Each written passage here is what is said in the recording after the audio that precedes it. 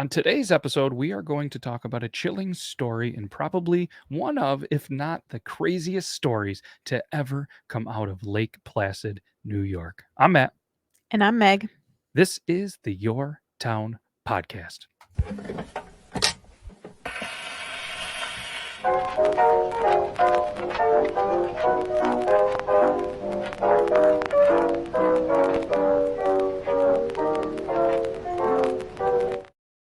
So, as mentioned in the brief introduction, we're going to tell a very crazy and chilling story to come out of Lake Placid. And as you heard in the intro, Megh is going to be filling in for Zach again this week. And I'm super excited about it. And she's a little not camera shy, well, a little camera shy, but a little mic shy. So, if you're only here to listen to Megh, I do apologize. You're going to hear a lot of me. But you ready to get into this?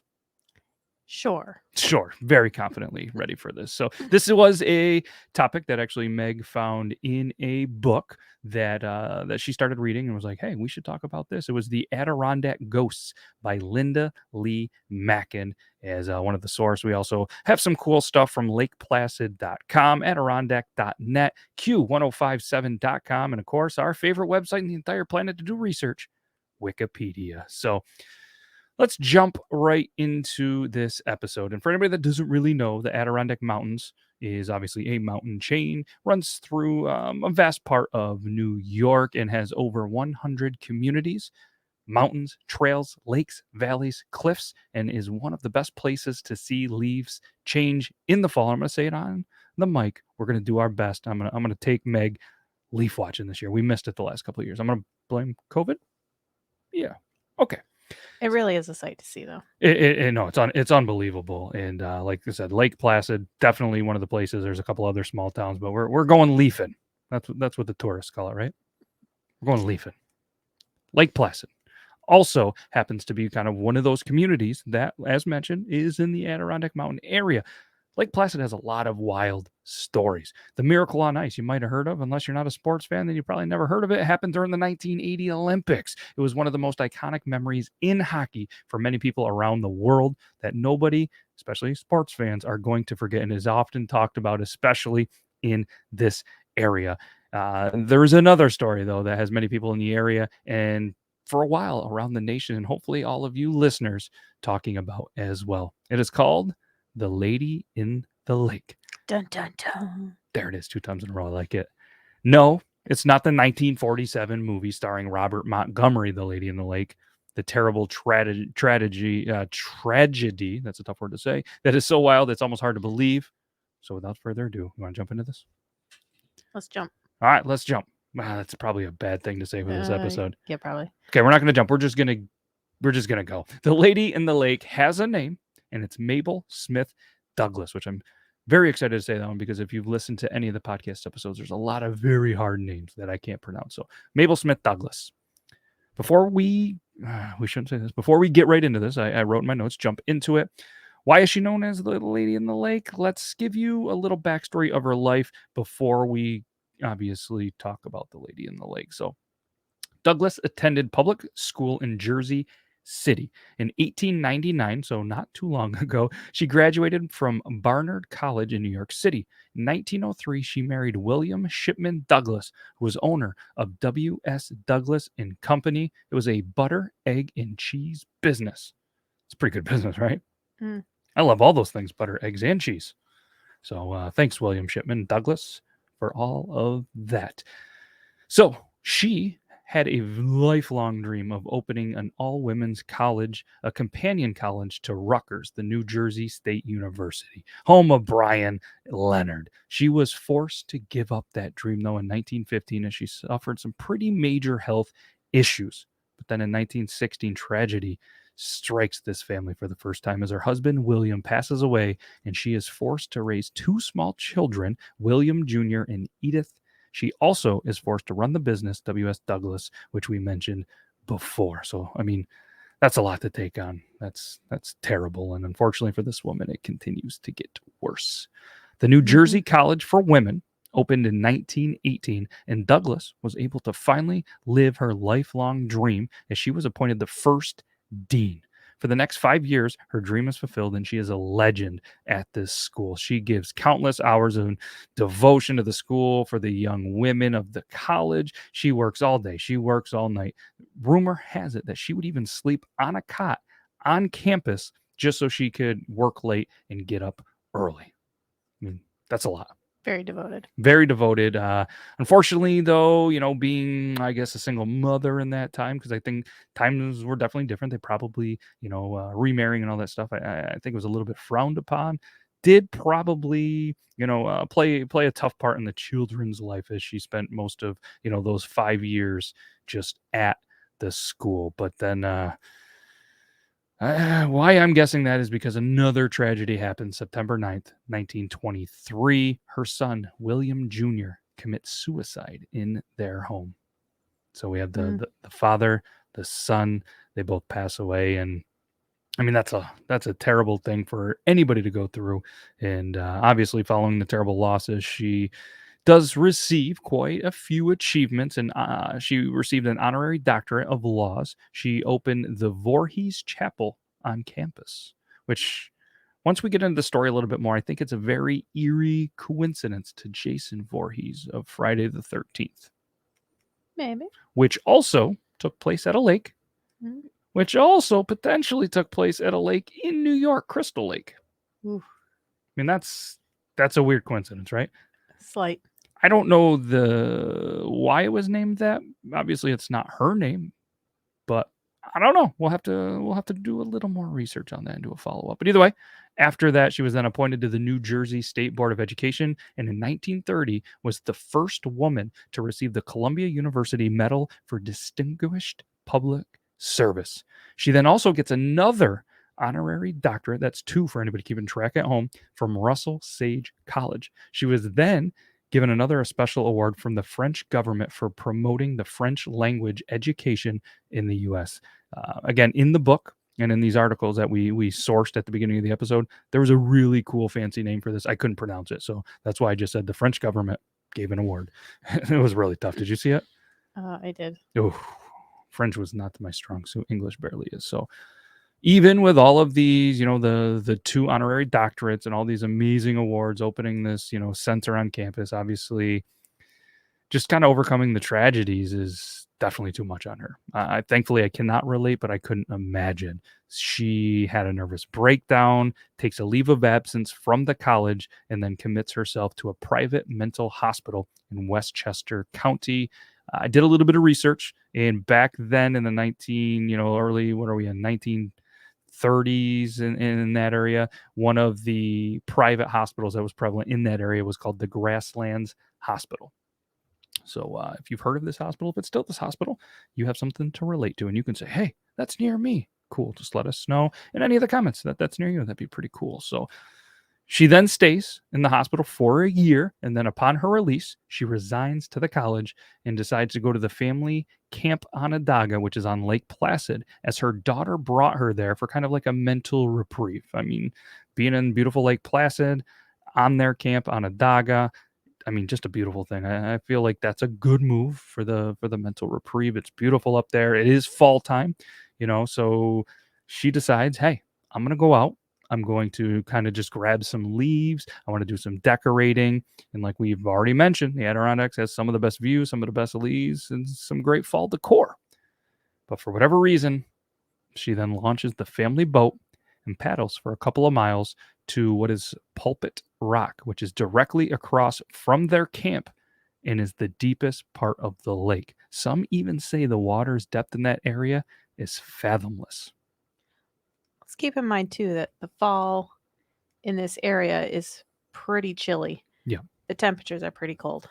Very cold. So going out in the boat isn't there unless potentially you're fishing, or maybe in that time's working some kind of job on the water or having to use this transportation. But yes, extremely cold. So what happens next is actually reported a couple of years later from what they say are 2 working men, which sounds like a weird band name, but it's actually 2 men that were out there working.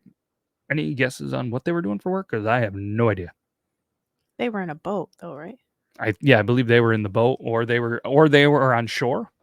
It just the book said, in the articles that we said, just said a report came years later, because there wasn't really any information. These two men finally stepped forward and said, "Hey, we saw her on the lake, standing in the boat with a veil over her head."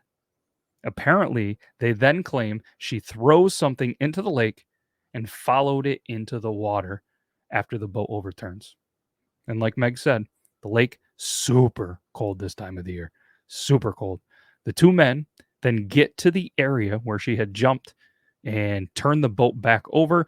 Did notice that the oars were neatly tucked under the seats, and there was just no trace of her. So maybe they were already in the water, or maybe they saw her go in the water, got in the boat, and then got out there. It's not really clear, but either one definitely could happen. They did rule her death an accident, and then nothing really else just kind of comes from it, which is a little bit strange.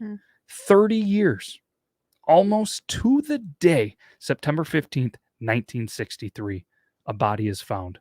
A group of scuba divers were exploring the area of Lake Placid near Pulpit Rock, one of the deepest parts of the lake. Keep in mind, they were approximately 100 feet below the surface.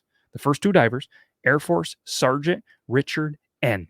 All right. His last name is pretty hard to pronounce, so I'm skipping it. Richard N. is what we're going to refer to. And Jimmy Rogers. Could be a country singer. Sounds like a much easier North Country name. They saw an eerie white mannequin, so they thought. Upon further inspection, and to their great surprise, I don't know if great surprise, but to their surprise, the divers realized the figure was not a mannequin at all. It was actually a preserved corpse of a woman. Could you imagine? 30 years later. Almost to the day. What are the chances? I mean, that's eerie in itself, right? Yeah. Ugh. So the pair that were down there, Jimmy and Sergeant Richard, they noticed a 50-pound anchor was tied to the corpse's neck with a short rope. When they tried to bring the body to the surface, the woman's facial features, they just started to disintegrate, and her arms, her head, they all just start falling apart.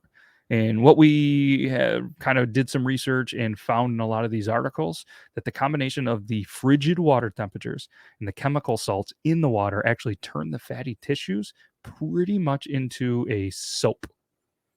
And that is why the body actually, the parts started to come off the bone, and why the skin was kind of hard, waxy, and white, which gave the divers the initial impression that it was, a mannequin that was made of plastic. And that's pretty wild. 30 years, almost a preserved corpse in a pretty populated body of water, but 100 foot down, just undisturbed. It's pretty deep. That's a pretty deep body of water.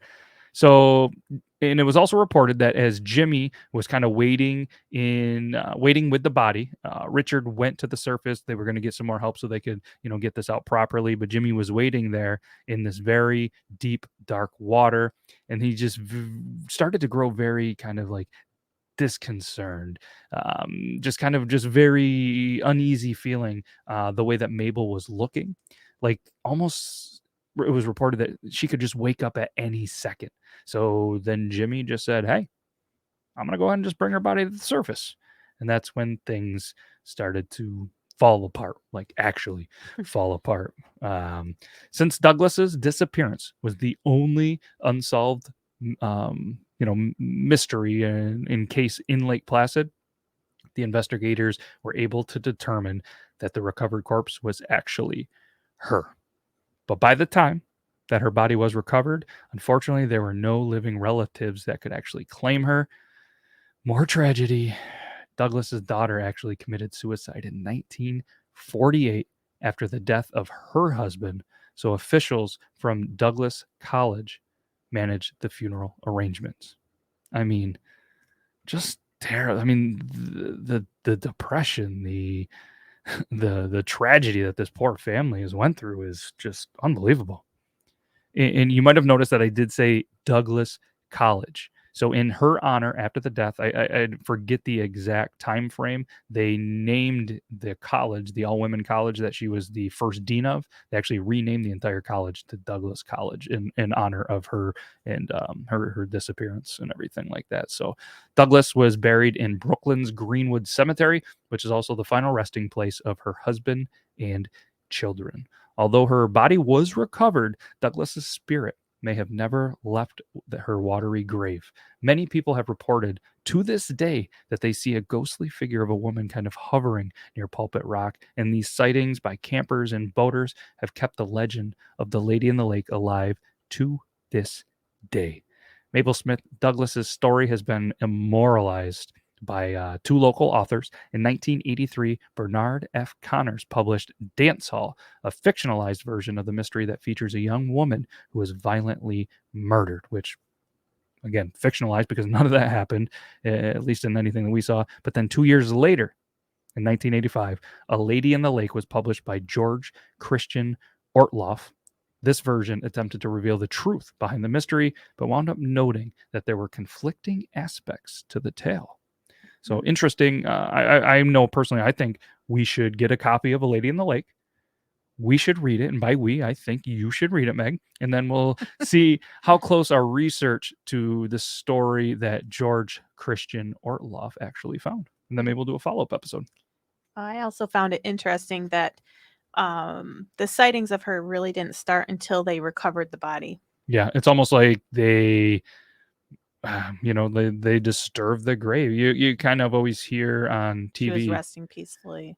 Yeah, everything was good. Yeah. 30 years of everything good. I'm going to be honest. If that's me down there, I'm peaceful, whatever's going on, then you lift me up and my head, my arms, my skin, everything falls apart. I'm going to probably be pissed too. Mm-hmm.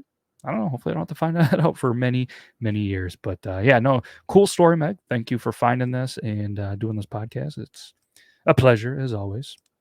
At some point, I think Zach is going to come back. He's got a couple of stories that he's going to write. I know that I've written 2 other articles, and myself and Megh are going to continue. So you're going to hear either myself, me and Megh, me and Zach. We're going to have a combo of some people because it is your town, your stories, and there's many towns and many stories that we want to share. So this is fun. And as always, we're going to end with a quote. And I found this one to be a little bit relevant to this episode. So, tragedy is a tool for the living to gain wisdom, not a guide by which to live. It was by Robert Kennedy. So again, this is the Yore Town Podcast, episode 8. That's all we got. You got anything else?